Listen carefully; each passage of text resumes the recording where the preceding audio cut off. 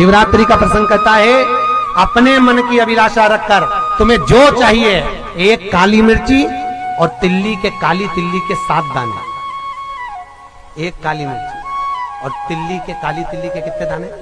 7 दाने हथेली में रखकर अपनी कामना कर कर मन से अपने मन के बात को कहकर शंकर भगवान के शिवलिंग पर चढ़ा दीजिए। आपकी मनोकामना, कहते हैं हर महीने शिवरात्रि आती है, इस शिवरात्रि पर, मुख्य शिवरात्रि पर चढ़ाओगे, अगले महीने की जब शिवरात्रि आएगी तो आपकी मनोकामना पूरी हो जाएगी। एक काली मिर्ची और 7 काली तिल्ली के दाने, मात्र 7। महाराज, जिसके घर में क्लेश रहता हो, बहुत ज्यादा लड़ाई झगड़े हो रहे हैं, सास बहू के झगड़े, ना बहू कुछ सुनने को तैयार ना सास सुनने को तैयार, और घर में बेचारे पुरुषों की आफत, यहाँ भाई भाई झगड़ रहे हो, सास बहुएं झगड़ रही हो, कुछ मत करिए। गेहूं की बाली को तोड़ो। गेहूं की बाली जानते हो ना, जिसमें आप लोग तो गेहूं की बाली को तोड़ना है, और बाली 7 बाली तोड़कर अपने घर में घुमाकर अपने घर का नाम और गोत्र बोलकर उसको शंकर को समर्पित कर दीजिए। जिंदगी में कभी सास बहू का झगड़ा नहीं होगा महाराज। शिवरात्रि के दिन उसको समर्पित करिए, आपके घर में कभी क्लेश नहीं मच सकता। और शिवरात्रि के दिन रात्रि को 12 बजे शंकर भगवान पर एक धतूरा चढ़ा दो। क्या चढ़ाना है? जम के बोलिए जरा। धतूरा।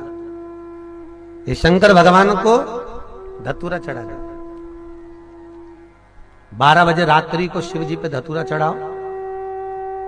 आधे घंटे तक धतूरा चढ़े रहने दो और आप श्री शिवाय नमस्तुभ्यम का जाप करो। जिस शंकर जी पे धतूरा चढ़ाए उस मंदिर के बाहर बैठकर कौन सा मंत्र जपना है? श्री शिवाय नमस्तुभ्यम। फिर से बोलो, श्री शिवाय नमस्तुभ्यम। धतूरा चढ़ाकर श्री शिवाय नमस्तुभ्यम का स्मरण करिए। और जो दुकान नहीं चलती हो, घर में लक्ष्मी नहीं टिकती हो, खेत में फसल अच्छी नहीं आती हो, संपदा नहीं आ रही हो, बस उस धतूरे को लाल वस्त्र में बांधकर अपनी दुकान में, अपने व्यापार में, अपने घर में रात को 12:30 बजे उठाकर लाओ और 4 बजे के पहले उसको अपनी दुकान, व्यापार, व्यवसाय में उसको बांध दीजिए। और अगर जो जमीन फसल सही नहीं दे रही हो, उस जमीन में ले जाकर गाड़ दीजिए।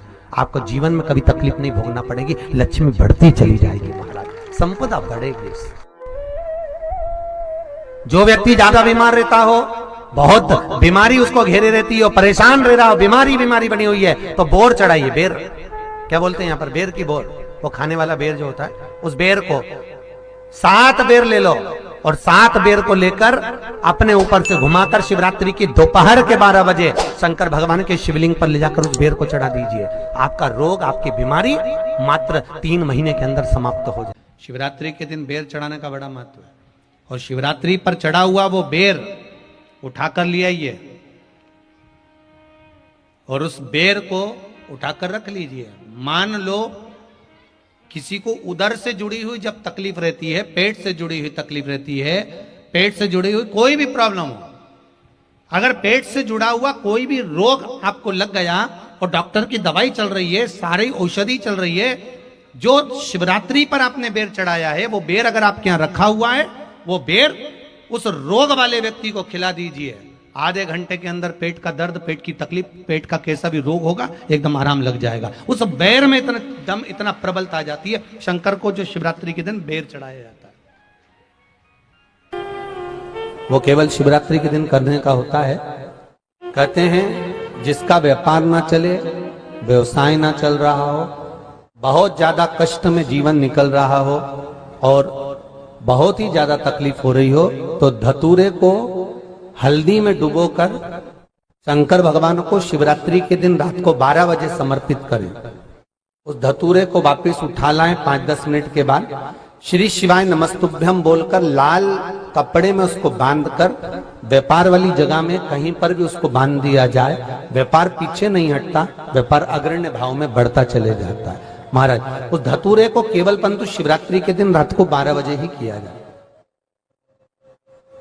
हल्दी में डुबोना पड़ता है।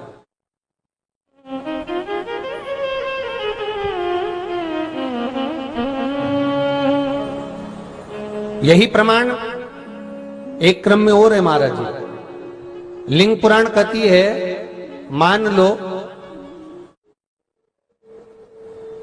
किसी व्यक्ति को कोई एक भारी बीमारी हो गई, बड़ा रोग हो गया, और वो रोग डॉक्टर कह रहा है कि ये ठीक नहीं होना है, बहुत तकलीफ उसमें है और कष्ट ही कष्ट है, वो ठीक नहीं हो रहा, दवाइयां लग रही, गोलियां खा रहे हैं, तो महाराज उसका भी वर्णन है।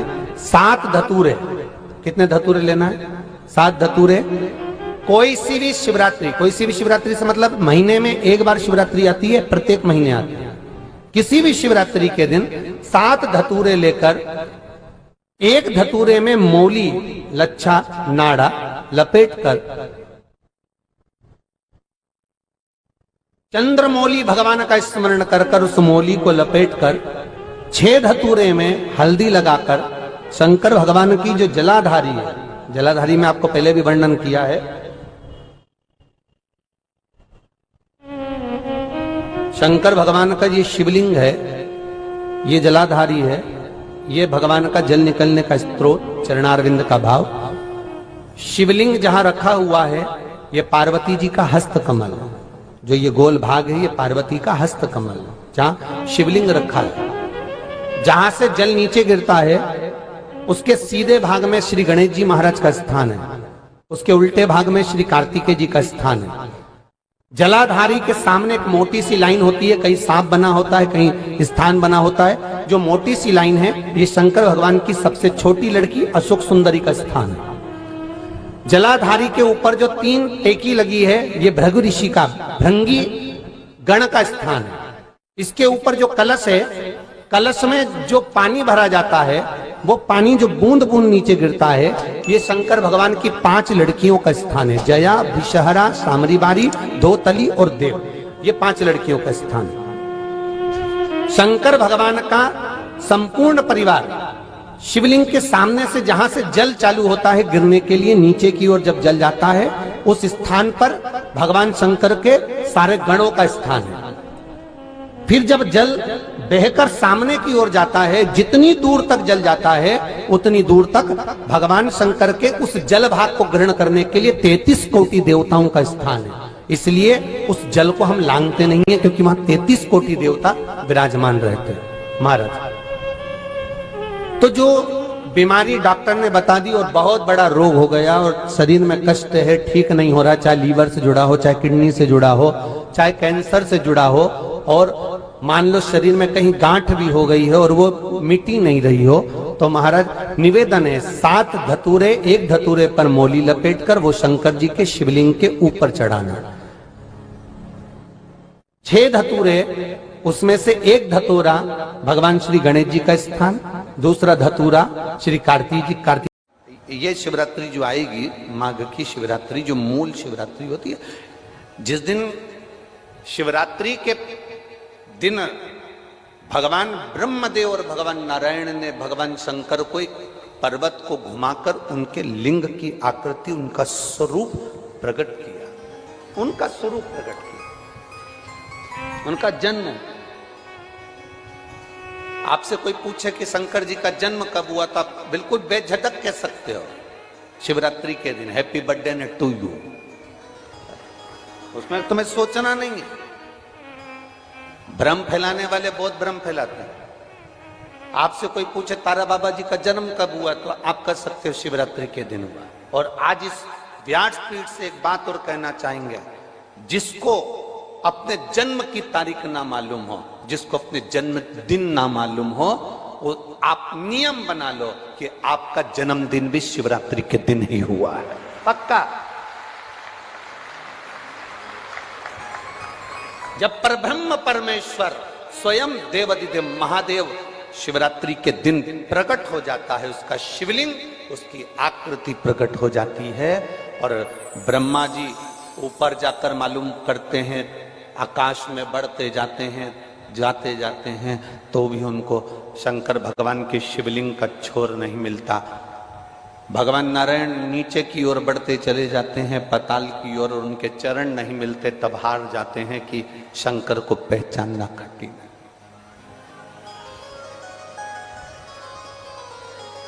शिव को पहचानना, शिव को जानना कठिन है, बहुत कठिन।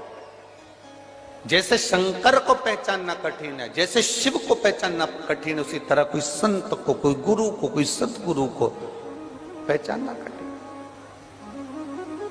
अब तारा बाबा जी की कुटिया को आप देखेंगे तो अब तो बड़ी सुंदर है, बड़ी सुंदर। आपने बना भी दिया, रास्ता भी बना दिया, बगीचा भी बना दिया, सुंदर तारकेश्वर महादेव का मंदिर भी बना दिया, गुफा भी बन गई। पर सत्यता में बताओ कि जब तक तारा बाबा जी थे तब तक एक छोटी सी झोपड़ी में रहना, अपनी झोपड़ी से बाहर नहीं जाना, अपने भजन में डूबे रहना, अपनी भक्ति को करते रहना।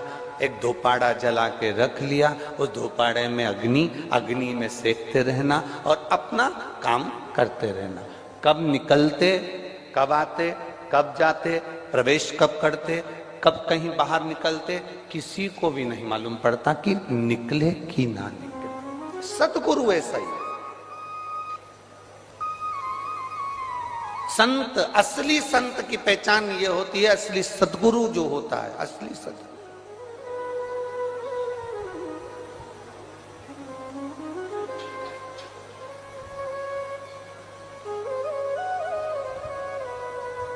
हमने यहां देखा तारा बाबा जी की कुटिया के बाहर से दर्शन कराते हैं, उनके समाधि स्थल के कराते हैं, बाहर से दर्शन, बाहर से दर्शन। समाधि स्थल का जो दर्शन कराते हैं बाहर से कराते हैं। कल रात्रि को सावन पंडित जी कह रहे थे, गुरुजी अपन इतनी सारी जगह गए, कई समाधियों पे अपन ने दर्शन करे, वहां तो बिल्कुल अंदर तक सभी को दर्शन कराते हैं, यहाँ बाहर से दर्शन कराते हैं। हमने कहा इसी को समझ कहते हैं। शिव महापुराण में एक वर्णन आता है, पशुपति नाथ का व्रत करो, 16 सोमवार का व्रत करो, सोमवार का व्रत करो, शिवरात्रि का व्रत करो, चतुर्थी का व्रत करो, तीज का व्रत करो, एकादशी का व्रत करो, पूर्णिमा का व्रत करो, आपका मन पड़े वो व्रत करो। व्रत करने की मना नहीं, पर शिव महापुराण कहती है, शंकर भगवान का चरित्र कहता है कि व्रत करने वाले को सबसे बड़ा नियम एक धारण करना चाहिए।